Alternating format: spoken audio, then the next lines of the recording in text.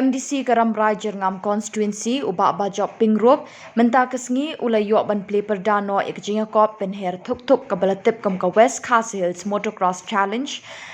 WKHMC kabala pelong haken kaba West Khas Hills sarut kesurok Nongstran bypass.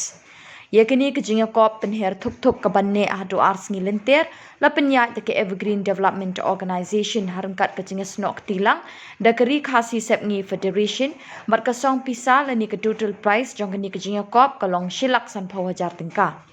Hakate kejinga kop penher thuk kidon hadu saw benta kata ke beginners tang kiba napok ke West Khas Hills District novice class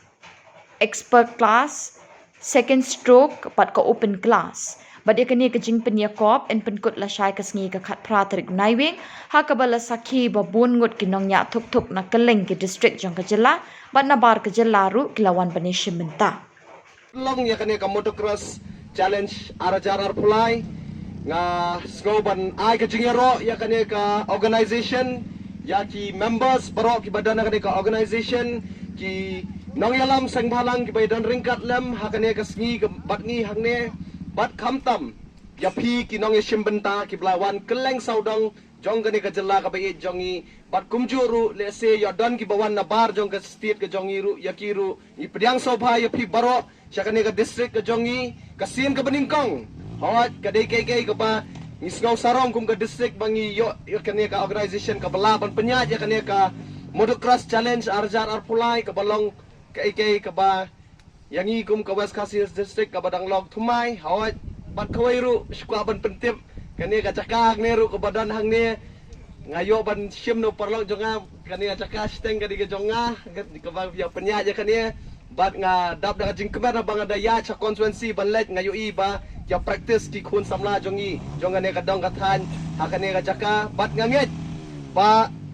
barok ki ba shim benta kenya ay kata ka sporting spirit bat barok be shimenta nga aga jingkit bok kit biang yapi barok bat ganget ba nakane ka motocross challenge hangne nginang mi shushu bon ki klur ki ban nya bike ki batrim hapo kani ka jela ka baye jongi ki bala ban warra ya kanam nakabenta ka yeng ka sem ka jongki nakabenta ka imlang salang nakabenta ka ri ba ka jat beriu hi jongi hi barok away te klam da shim ya ka por nga declare ya kane ka motocross challenge arjar arpulai open but ngakit bakit yang session ya ka Evergreen Development Organisation ka ba shim ya kani ka sinjam ban penyat ya kani ka program but ya kani ka motocross challenge but nakaliang jongaru hawat ka bangala kan dan kata ka kti ka diang na banta kani ka